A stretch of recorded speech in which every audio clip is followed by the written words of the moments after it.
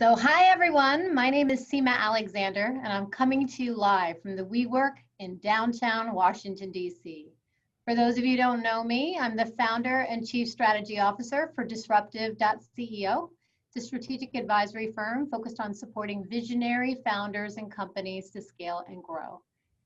And I have the honor and pleasure this year of curating the growth track for the DC Startup Week community.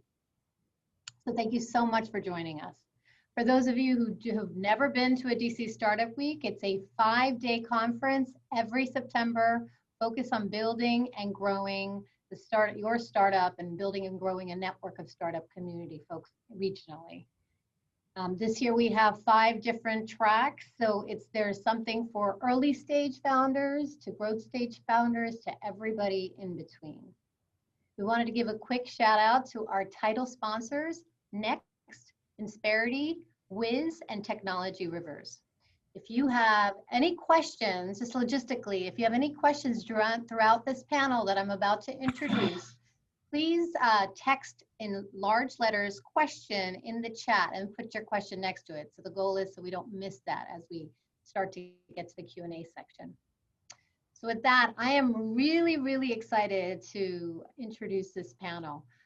We have Pramod Raheja. He's the CEO of Airgility. He's a fellow Terp and a friend, and I've seen him grow his company over the last couple years.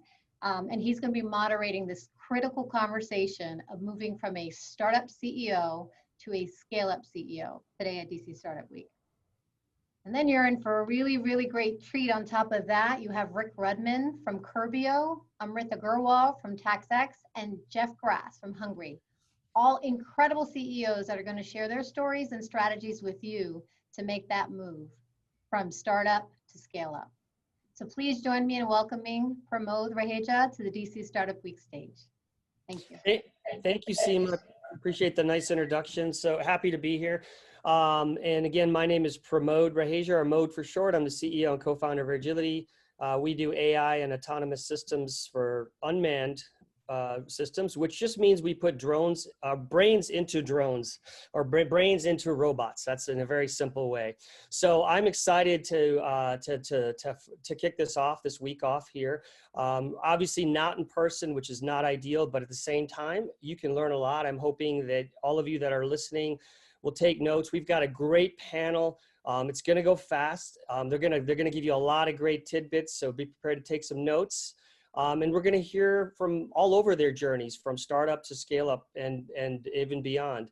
So I have, I'm going to go around here and introduce everybody. But the first thing I'll just say to all the panelists is thank you for your time. We know that when you go from startup to scale up, or even startup, it takes tons of time and effort. Nobody's going to argue with that. And so thank you for your time this morning. So I'd like to go around to all 3 of you and have you maybe do a 1 to 2 minute introduction of yourself. It can be shorter, a little longer, but just around that. So Jeff, let's start with you. Jeff is the CEO and co-founder of Try Hungry, and I'll let you tell the rest of the story. Sure, thanks Pramod, great to be here. My background, Hungry is the 4th venture capital backed startup that I've either co-founded and led. 3 of which have been in the DC area, and 1 of which out in California in Los Angeles. Hungry is the first ever platform that's designed to connect companies with top local chefs to provide both business and event catering. So we're very much a food tech platform operating in the catering space, which is an interesting place to be right now. Thank you, Jeff. All right, Rick, you're up. Hi, everybody, and thanks for having me. I am, I guess, a entrepreneur and scale-up CEO. I've done a few companies, but probably the one that's most relevant to the discussion today is a company called Vocus, which I co-founded. It was a software company for PR and marketing, and I was the co-founder. We took the company through about 15 years of 35% a year growth, and all the way to about 1,500 employees in the US, Europe, and Asia. We went public in 2006, and then the company was acquired for $500 million by a private equity company in 2014. So Definitely have felt, have experienced a lot of the scale up issues that go from the very beginning all the way to the end. So I'm looking forward to sharing some of that today. Awesome. Thank you so much, Rick. And Amrita, fellow Terrapin here, local. Tell us a little, tell us about just a quick synopsis. We're going to dig into everybody's stories a little bit, but tell us same thing. Tell us a little bit about your start and where you are. Yeah, thanks, Pramod. I appreciate it. Thank you, everyone, for having us here. So my name is Amrita Grewal. I am the co-founder and CEO of TalEx. We started off as a DC district-based technical staffing firm, and then in very short order have grown to becoming an international employer of record services firm. And now we currently operate in the US, in Canada, and in Europe. So really excited to be here and share our journey, which has been very different from especially being a female founder, and my co-founder was female as well, and then talking through the journey of what it's like to not just scale a business, but also what that means for the founders themselves and how do our roles adjust, especially as we look to start families too. Absolutely. Thank you so much. So I'm going to hit on a few themes today, and I'm going to start with one that I think is on everybody's minds. And I don't think it matters who's on the call today in terms of audience. Everybody's been affected some form or fashion, negative, positive, indifferent, what have you. But it's with the current pandemic we're in with COVID. And I think one of the themes that I'd like to hit on is being adaptable or being flexible or being able to figure out your path when you get a big pothole or an obstacle in your way. And I'm not going to go in any particular order, but I will kind of call on you guys. So Jeff, let's start with you. I know you said something earlier. You said the catering business is a tough one to be in right now. Let's talk about that. Go ahead. Sure. So, well, our core business is office and event catering. And unfortunately, there's nobody in the office these days and there's no events happening. So Rick is in the office. I see him there. yeah, we need lots of people though. Our industry is down 95% right now, and so it's had a huge taken a huge toll on the company in terms of our growth trajectory. We've been tripling sales kind of year after year, and hit a brick wall with COVID. But to your point, I think adversity also creates opportunity, and so. Rather than fire and furlough, as most of the industry have been, had to respond, is how most have responded. We've really tried to innovate our way through it and have launched 3 new businesses, and they have taken off so rapidly. We actually posted record sales last month and turned profitable for the first time. So it's been pretty amazing. In terms of what we've done is. We've launched a food delivery capability that we're now delivering close to 2 million meals a month in cities across the country, mostly to low-income seniors and students. We've launched a pop-up restaurant offering that's been targeted to condo buildings and apartment complexes. The idea of office workers aren't in the office, let's go where they are. And the third being a virtual chef experience. It's leveraging our platform of amazing chefs to provide really awesome experiences for employees at companies and their clients that involve sending an experience kit to their home, and then a very interactive experience with a very talented chef. Wow. Okay. So you pivoted in all kinds of ways. You created a whole bunch of different business offerings. I just want to ask a question. You mentioned all of your companies have been venture backed, or at least the main ones that you've, how was it dealing with your investors during this time when, everything just kind of went down 95% and then you had to figure things out? Well, I'd say it started off with a great deal of concern and worry. It's interesting, as soon as it hit, you could see the impact on the business, pretty dramatically. And there was a portion of the board who was a fan of let's, move quickly and decisively and cut the team as fast as we can to save cash. And, our view was give us a chance to try to make something happen. And luckily the team responded amazingly. And the first initiative sort of started to show fruit very quickly, and then the next, and then the next. And so I'd say at this point they're really quite happy, given where we are and how well we've been able to respond. But it's really a testament to the team and how agile we've been able to be in such short order. All right, thank you, Jeff. Yeah, so I'd say another theme that we just hit on there was resilience. Just the ability to kind of get through it. Amrita, when I was checking out your business here, I've seen some phenomenal growth in the last few years, and being local and sort of starting off small and then hitting this big stride that's now. And we also talked a little bit about, and this goes into what's happening right now with the pandemic and COVID, which is changing attitudes towards work and changing attitudes from employers towards how they allow their employees to work and where to work and all those kind of things. So tell us just a little, touch on your growth story a little bit and what's happening in the world there, because in the HR world at least. Yeah, so we support clients that are among the top 50 Fortune 500 companies. And literally what we've seen is that no one could have planned for this, quite frankly. It didn't matter what kind of contingency plans you had. No one expected it to be this sudden, this fast, and this soon.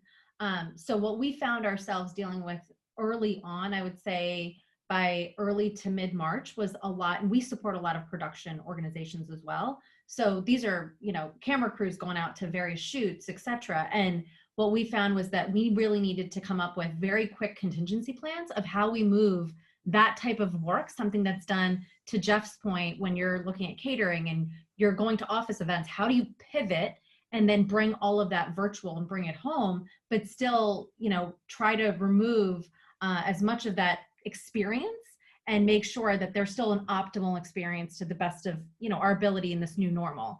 So one of the things that we did was we partnered with a lot of our clients with regards to those contingency plans, and then also figured out ways to, keep morale high. What do we need to do to supply, the right equipment? How do we get that equipment out there? One of the initiatives that we've actually partnered with our clients on is not just getting swag out there, but also in order to keep morale high, do we get lunches out to team members? What do we do to keep that going? And every company was very different, but being able to provide that higher level overview across the board of here's how we stay resilient. And then quite frankly, we had challenges internally because we're not VC backed. All of our growth has been in a very traditional form where we've been reinvesting back into the organization. So we have a traditional line of credit and a facility that we use. And then when we weren't able to meet our metrics, right, the quarterly covenants that we had some challenges where we had to work with our partners to be able to reinvent. And similar to Jeff's point, where we weren't just looking to furlough or to even have immediate pay cuts, we kept looking back and saying, okay, what can we do? How can we differentiate ourselves?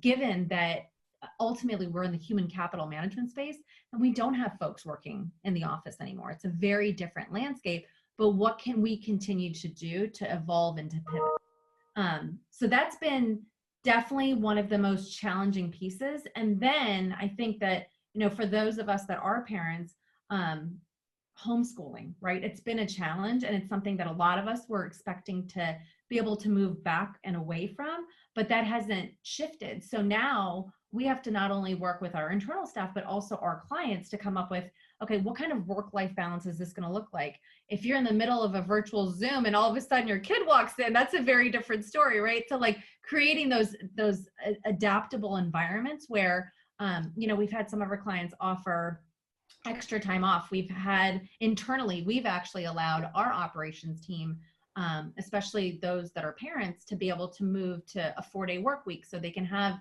one extra day to be able to have more of that work-life balance. So it's really about, thinking outside the box, making sure you understand that human connection and what that means for your individual teams and for your individual organizations.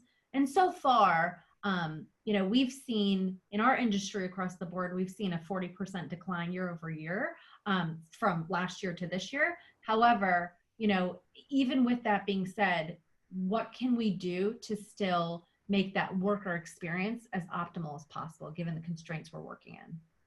All right, thank you. So I heard another theme there that's called innovative. So I heard a lot of things there about you being innovative on how you dealt with all these issues.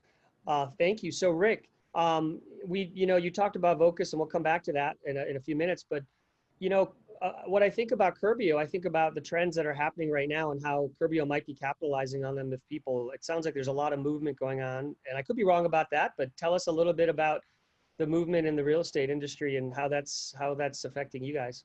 Yeah, there was, for those of you that don't track it that closely, the residential real estate market is actually pretty hot right now, mostly driven by a shortage of inventory. There was a slowdown in March and April when people were trying to adjust to COVID and how that was going to all play out.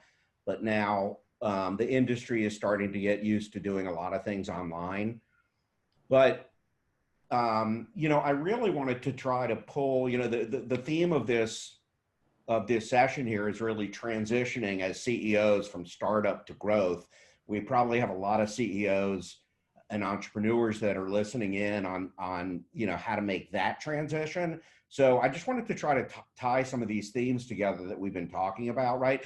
If you're a growth business is totally different than a steady state, grow 3% a year type of business. And when you're in a growth business, stuff's going to go wrong. So whether it's external like COVID or something that you created, a problem you created for yourself, rule number one is stuff's going to go wrong, right? So all these things we're hearing about resilience and changing gears, trust me, it's going to happen for one reason or another. And so I think, to me, the themes that you kind of hear here and what I believe in is, one, don't run out of cash. Don't ever run out of cash. When you run out of cash, bad things happen, or you're forced to do bad things. A lot of people in this environment have talked about, have taken layoffs and furloughs as kind of a badge of honor. It's either you're good or you're bad. Well, the reality is every business is different. I mean, I've done layoffs twice in my career.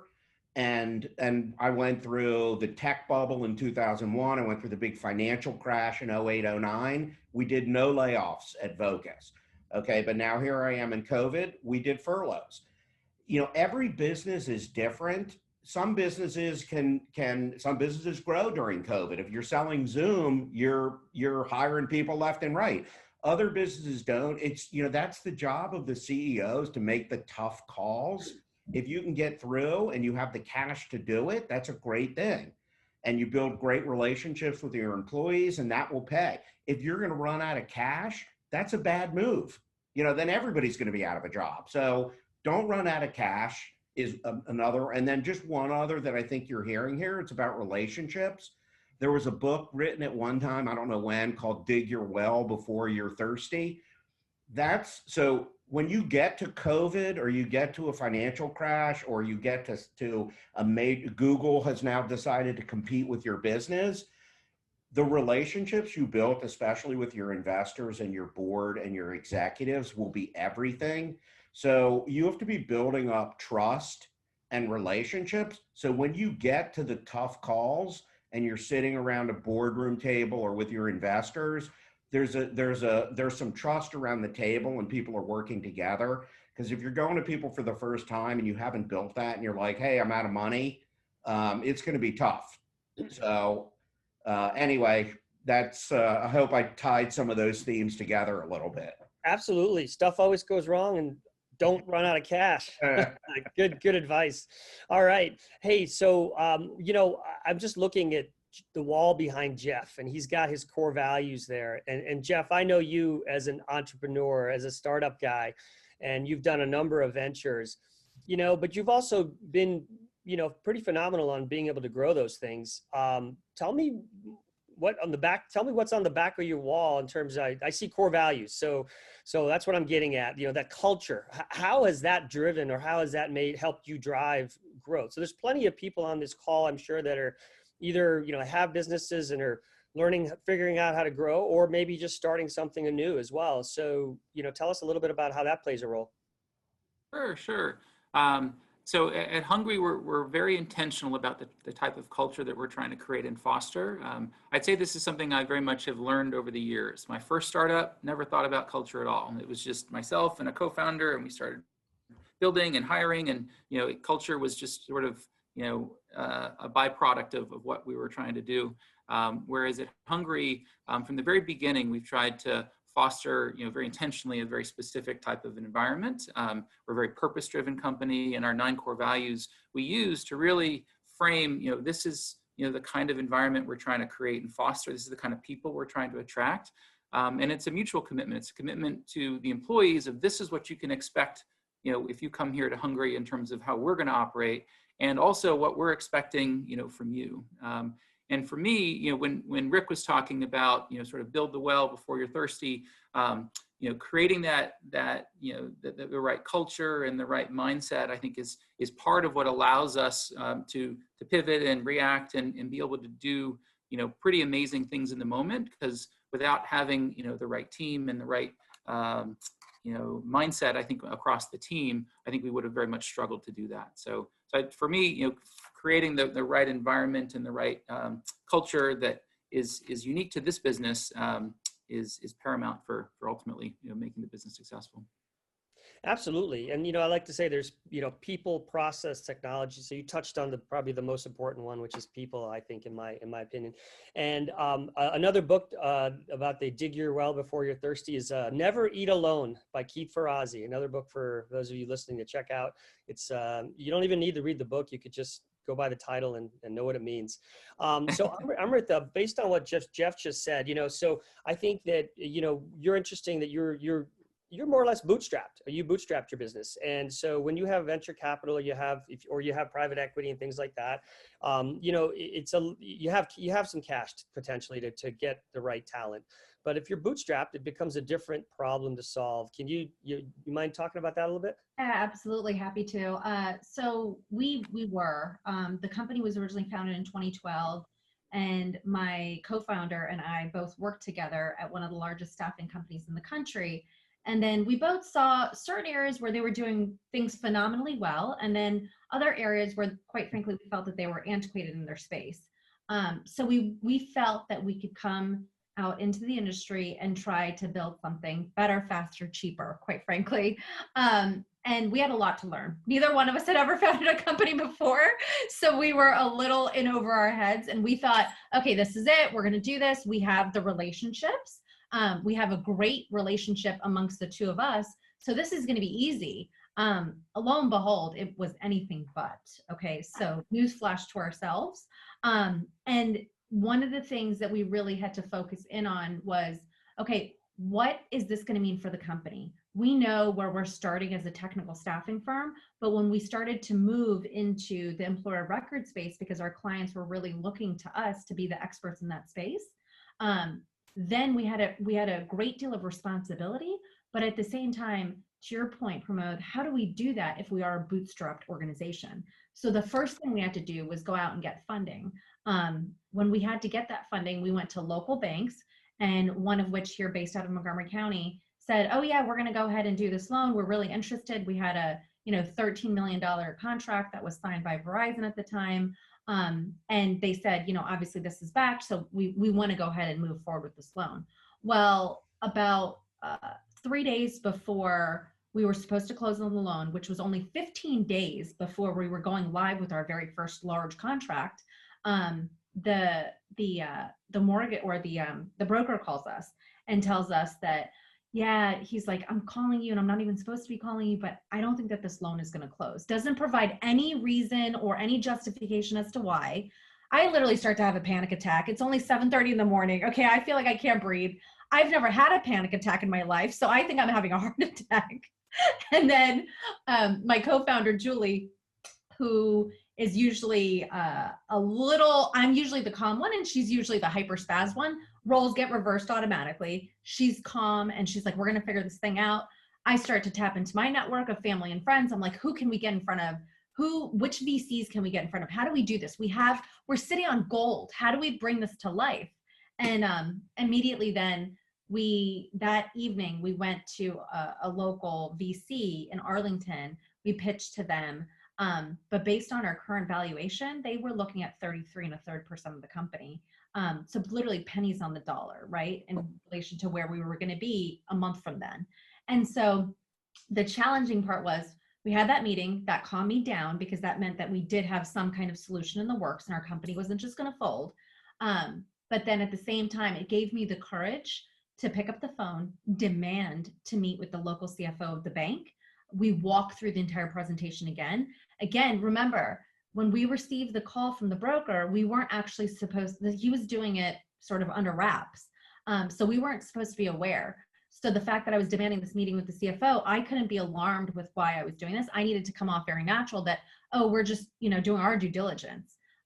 So when we did that, because they saw our rigor and, we backed up everything essentially, they ended up closing on the loan, which was such a huge relief. We didn't have to give up 33 1/3% of the company. And we were able to then move to a much larger credit facility, of which we now have 5 million that we're able to tap into based on our AR. So again, the pieces that I wanted to really emphasize here is perseverance, right?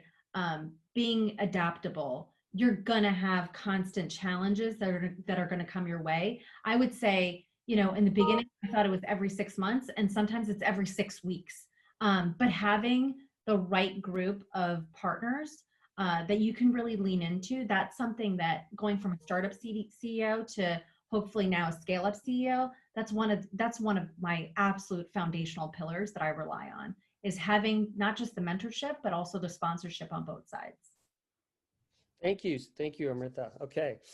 That was great story, and I think one everybody can learn from. So Rick, you've been through. You mentioned earlier your Vocus days, and we talked a little bit. You just mentioned a few things here about the things that'll happen and stuff always going wrong. So everybody on this call is an entrepreneur here. So tell us, that sort of transition, if you wanted to go from, I've seen many times that when a founder grows their company and they bring on VC or private equity or what have you, that they might get replaced, and maybe that's a good thing for them, but maybe it's not, and maybe we could chat a little bit about that and some of the obstacles you faced as you went and all of a sudden you were a public company. Yeah, I mean, look, as a company grows through different stages, things change dramatically in terms of what's required to be the CEO and leader of the company. First you have to decide if that's even something you want to do. Vocus went public in 2006. My co-founder retired in 2007. I learned, I ran the public company for 8 years and learned that he was probably the smart one.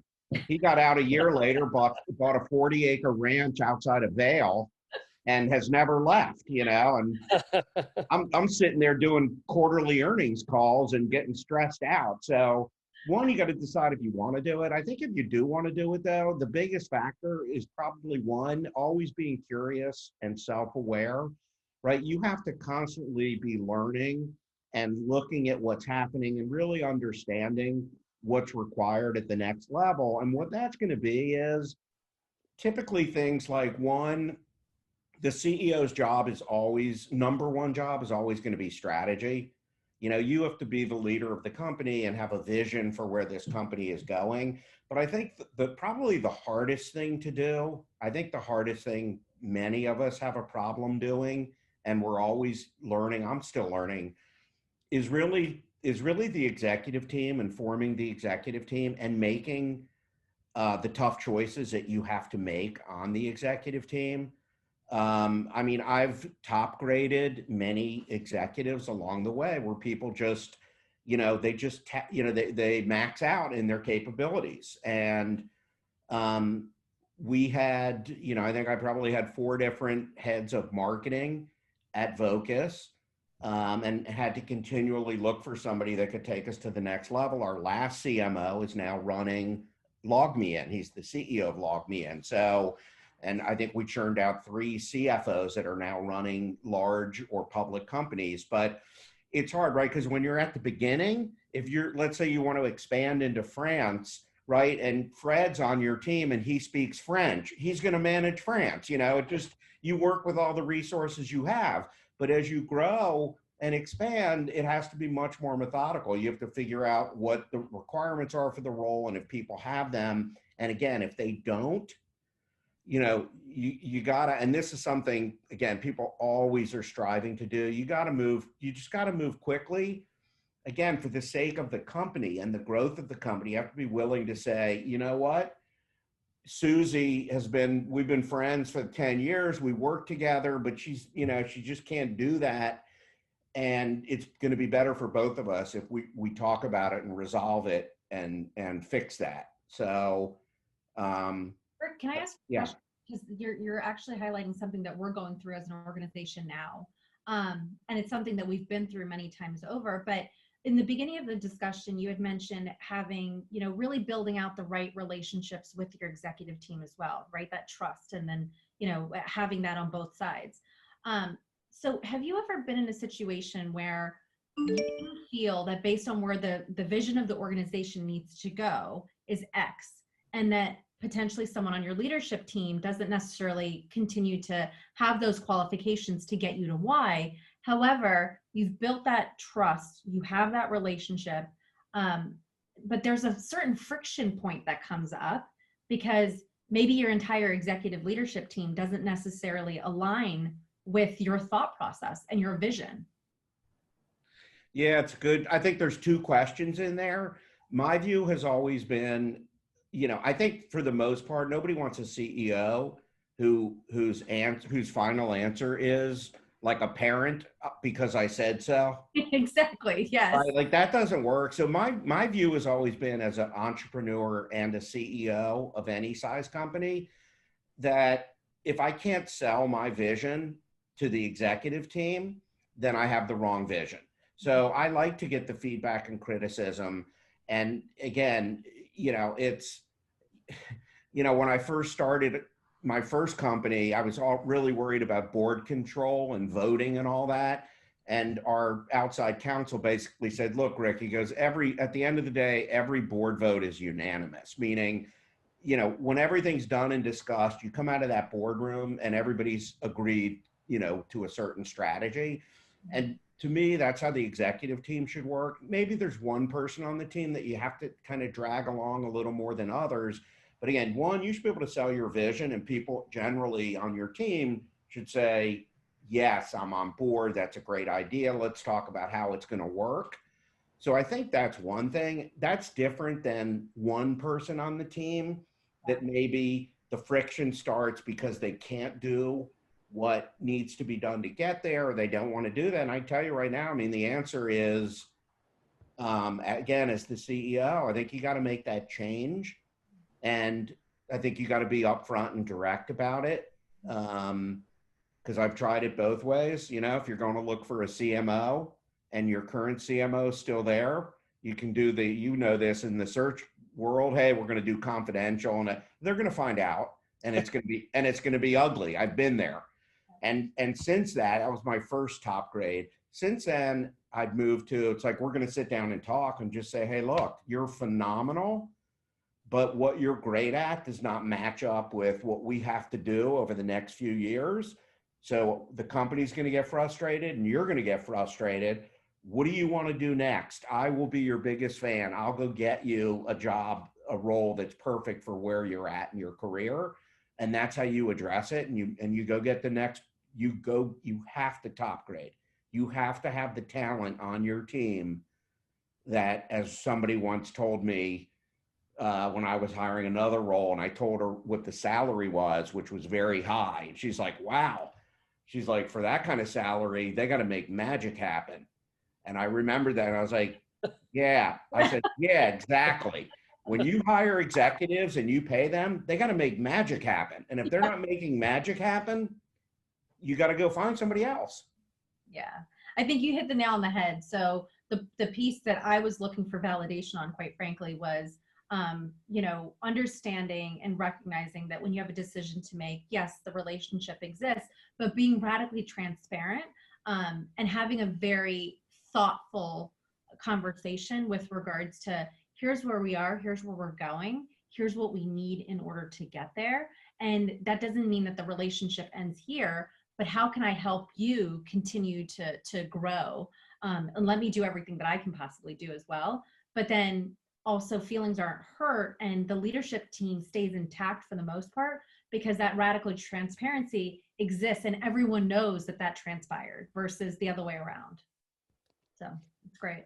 Thank you. Good stuff there. And you know, we have time for one more topic here, and then we're going to go to Q&A. And we talked a lot about growth through people and bootstrapping and even, you know, just getting the right talent, things like that. But one thing that I think a lot of founders don't think about, and I certainly didn't early on, is that you can grow through M&A, assuming that, you know, we're not going to necessarily go into all the vehicles for that, but I do, we can, you guys can hit on them if you want to, but certainly M&A is another way to grow your company or scale your company faster than you would just trying to organically grow in one market or two markets or three markets. Jeff, do you mind maybe touching on that? I think that you guys right now are going through some of that at the moment, and if I saw on the news correctly, you just acquired another company and platform, and why you did that and how that helps you grow. Sure. So you're right. We just announced the acquisition of Ripe, which is a tech-enabled catering platform out of New York City. It's the second acquisition that we've made, to date, as part of Hungry. The reason we did it is, we're long-term bullish on the catering market. And there's a lot of devastation, honestly, right now in the catering world. And we see an opportunity to be kind of an acquirer and aggressor, especially given, how well some of the pivots have turned out. It's giving us, kind of the opportunity to really lean in and look at, how do we come out the other side of this, stronger than ever before. I'd say one thing is that we, when we set goals here, we are highly committed to figuring out how to achieve them. And so, our goal at the beginning of this year was we're going to roll out in 23 markets by the end of next year. We're going to build this platform to be, at a level that we think could achieve sort of $1 billion valuation within the next 2 to 3 years. And so the mindset has been, let's not let COVID get in the way of that, objective. And so we may, need to get creative on how we get there, and adding some additional businesses on top to then, while we still, are heavily focused on organic growth, we think is a two-pronged approach that can help us, kind of stay on track to the bigger goal. Okay, awesome. And Amrita or Rick, you want to comment on that? I have one more question after this. I think that might be a topic for another day. So I'm going to leave. We bought 6 companies during my tenure at Focus, and that's a topic for another day. That's a topic by itself, I think. Yeah. I just wanted to bring it up for some of our listening founders to just think about, because people don't naturally think about that. Yep. Amrita, I have a question for you, and you sort of brought it up earlier about the sort of journey as you grow your company and you have you start to think about family and things like that. I'd love for you to, since you brought it up, and then of course Jeff and Rick can certainly weigh in, just some of the challenges or any specific story or challenge you can share where maybe that really, where you had to think about how you're going to operate as an entrepreneur and a CEO. Yeah. So, wow, that in itself could be absolutely for myself too, but I will, try to give you the 60-second down low on that. So, basically, having 2 female founders, right? We're 5 years apart. We both are, pretty strong-willed women. But at the same time, at the time, we were 30 and 35 years old, in our prime age to be able to start our families, etc. And so one of the challenges that we had with that age difference was really, we had to be radically transparent with one another with regards to, okay, what are our personal goals as well? However, keep in mind that we went from $1 million in revenue to then 3.5 years later to 50 million in revenue. So just absolute explosive growth. We did none of that through M&A. It was all 100% organic. So we literally almost didn't have time to sleep. So some of those radically transparent conversations fell on the back burner because we were just running and gunning. We had to keep going. However, my co-founder, Julie Descartes, she also, because she's like, I'm older and I need to really focus in on having children, that's what she was doing. So she had 3 kids under the age of 3, all during the time that we were having explosive growth. I remember with her second, She had given birth on Thursday. I was so relieved that she gave birth on Thursday evening, because that meant she just had Friday, Saturday, Sunday, and then I would have her back. And we had to present to our client at the time and the head of finance for the group, or actually for the company, that following Tuesday. And so right after giving birth on Thursday, she was back in the client's meeting room on Tuesday. And unfortunately, like, I wanted to be super supportive, but we were a two-woman shop. I needed support. I needed her there. And so, you know, there have been a lot of those challenges, but Pramod, to your point, as you start to scale up, you do need to take a step back. You do have to build up the right infrastructure. And as you're doing that, you also have to have a very radically transparent conversation about, what does that transpire? What does that look like as you really start to operationalize the business and set up the right framework for the right team?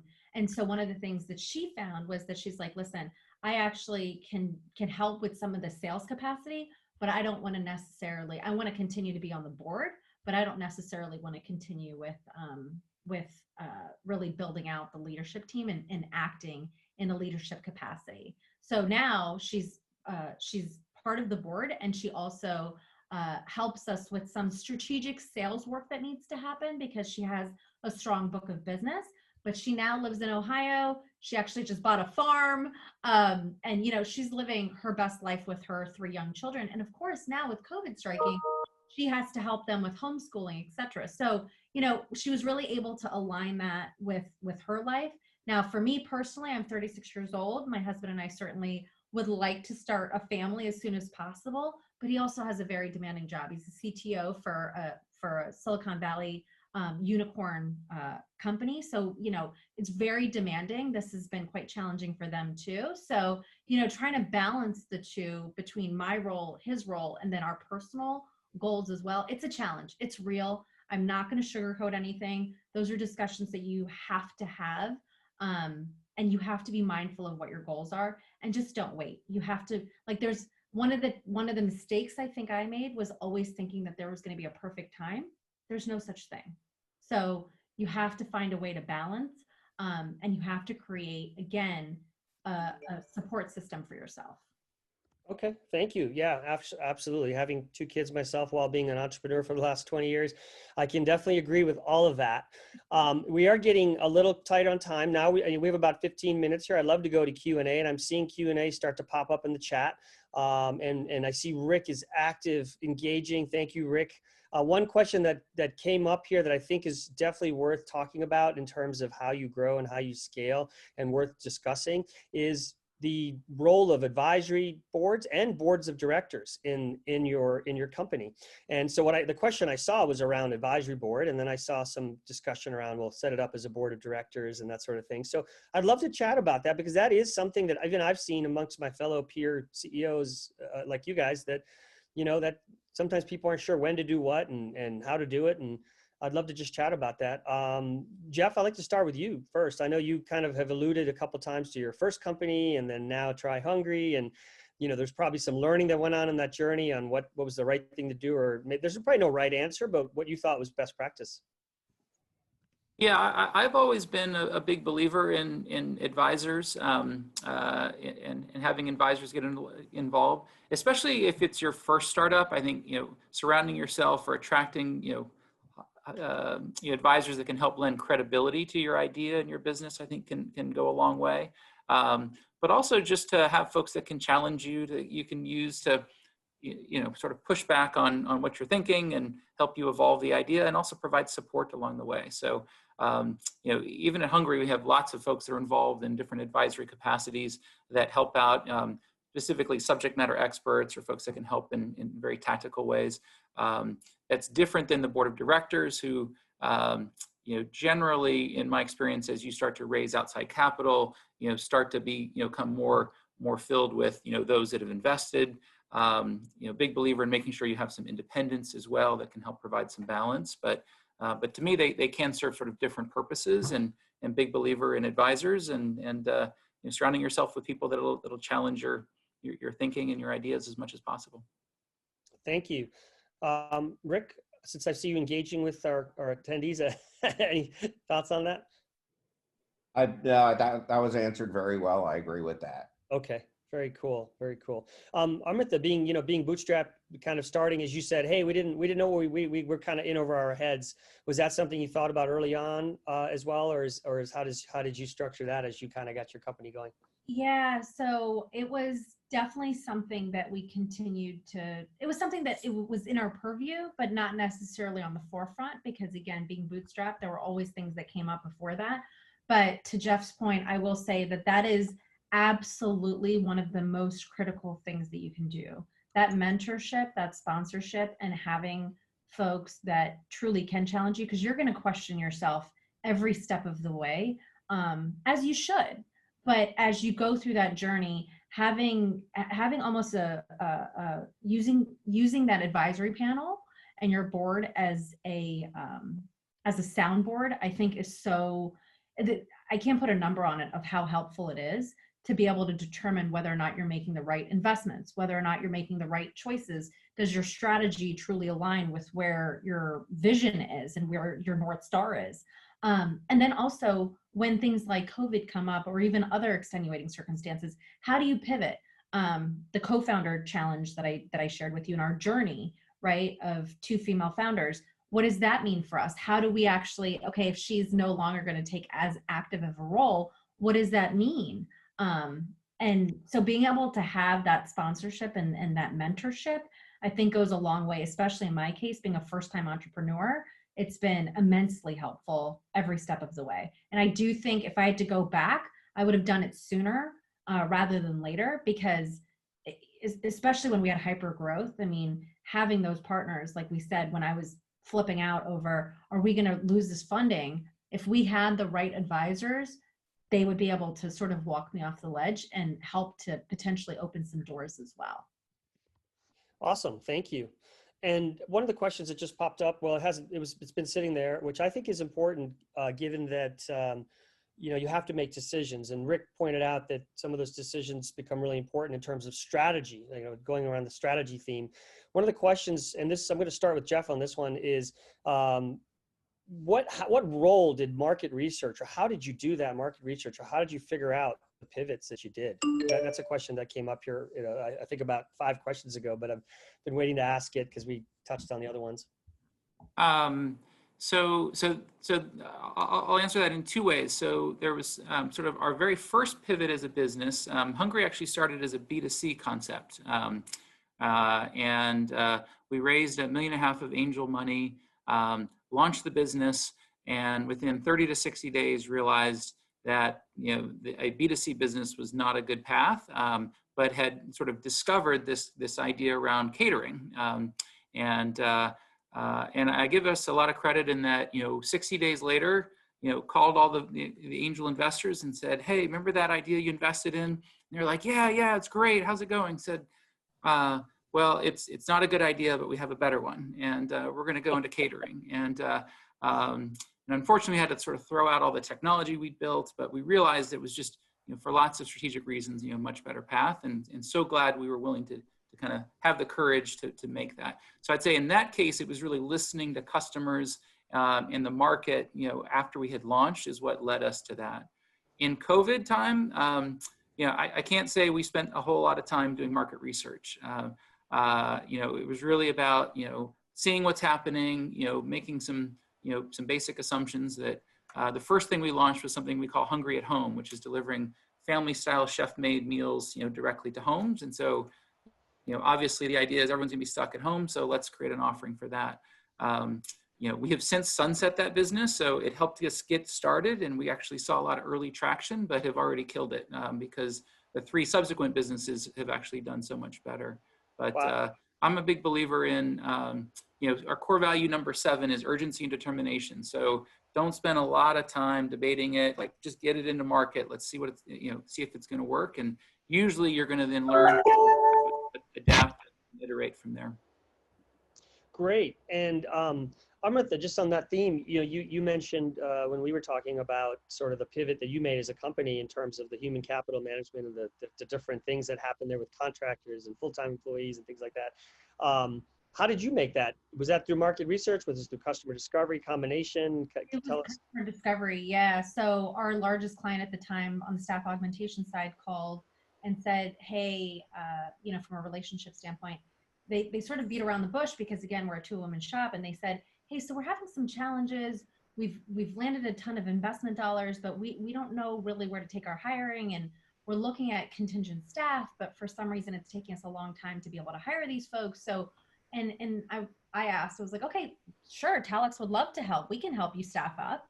And instead they were like, well, actually we want some benchmarking done. So could you potentially come internal for 30 days and understand, what are we doing wrong? Why is it taking us so long to be able to hire? And when I did that, not only did we bring it down from 45 days on average to time to fill to 9 days, but we also saved them in about 2.5 weeks, $163,000 worth of cost savings. So immediately, if we were able to do that, they looked at us and said, okay, we want this across the entire organization, not just for one particular business unit. Is this something you can truly scale? Again, two-woman shop. I was a little nervous about that, so I needed to do some more due diligence. We had to meet with their legal teams, with their financial teams, and truly understand the overall landscape and what the ask was. But once we did that due diligence, we knew that we had the right infrastructure at a high level if we brought in additional supplemental staff to be able to support that. So we did, and now have taken that model and basically expanded out to a variety of other Fortune 50 clients. So it's been wonderful. And then we also, in a very short period of time, we also then took that model and started to apply it to new markets. So we went into Canada, and just most recently, we just launched in the UK as well. Awesome. Great to hear that story. So we do have to wrap up. We got about another minute here. I'm going to wrap things up and then hand it back to Seema. First of all, we have so many topics that could be topics in themselves. And so I'll just recap a couple of things I heard here. You know, stuff always goes wrong. That's from Rick. And don't run out of cash. That's also from Rick. I think those are good ones.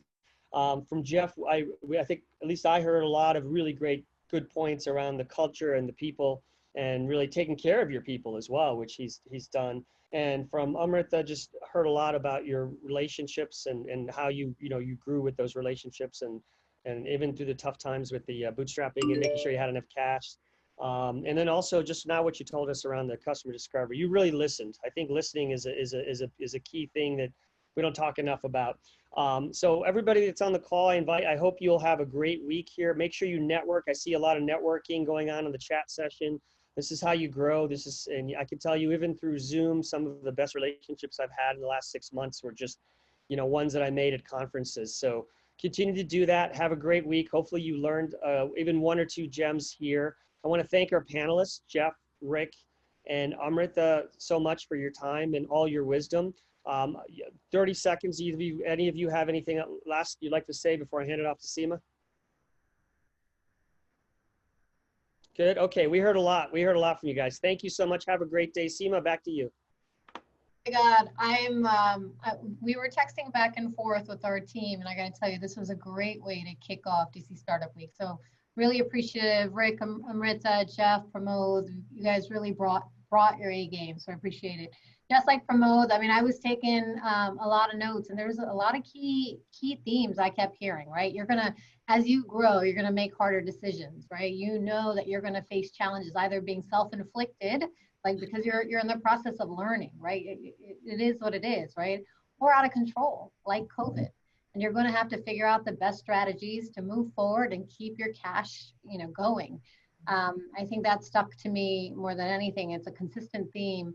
We've been doing a lot of work on pivoting, and I think this concept of pivoting has become such a buzzword now, but it's truly the part of growth. I call it repositioning the scale. That just kept coming up in terms of the theme. People and culture. I think you're right. Amrita brought up a lot of good points there. So anyway, this has been an incredible panel. The 2 books I did want to mention, because they did continue to come up. I think they're important when you get good recommendations. So Dig Your Well Before You're Thirsty and Never Eat Alone are 2 books if you're interested. So everyone else who's attended, thank you for being part of our community, and particularly this session. There's a full agenda on the tracks on Attendify, the platform that you're on. But I'm going to highlight a few for today that are in the founder track. So if you're focused on growth stage, Right after this at 11, we have Scott Case. He's doing a founder-focused series of interviews with other founders. That is right after this at 11 o'clock. At 2 p.m., we have the post-COVID effects. I think you heard some of our founders today talk about their strategies post-COVID. These are specifically growth in the middle of chaos. You're going to hear from 3 other founders talking about their strategies and how they pivoted and how they've grown substantially during this time. We at 4 o'clock, we have the ins and outs of angel investing. And at 5 o'clock, I'm hosting a fireside chat with Neil Gupta. He's the CEO of Kiwi Tech. So with that, thank you all. Thank you, each one of our panelists and moderators, and we'll see you at the next session. Thank you. Thanks, everyone.